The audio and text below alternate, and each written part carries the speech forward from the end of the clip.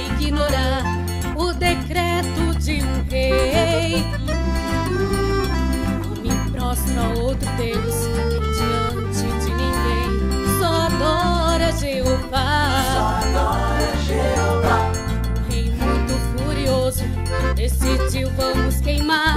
A fornalha aqueceu e jogaram os 3 hebreus.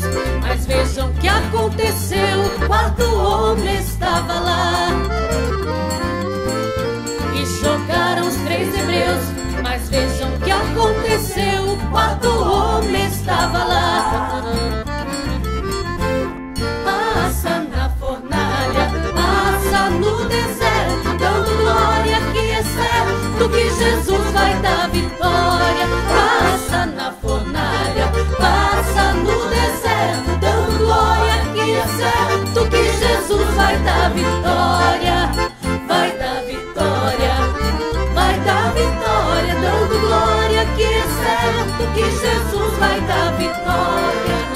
Vai dar vitória, vai dar vitória, dando glória que é certo que Jesus vai dar vitória. Quando o povo de Israel, depois que o mar atravessou, o deserto enfrentou, era grande a caminhada, mas Deus sempre mandava providência lá do céu.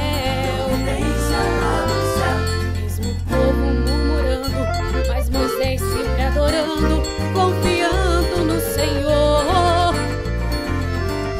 Se o mar ele abriu, muito mais ele fará para seu povo abençoar. Se o mar ele abriu, muito mais ele fará para seu povo abençoar.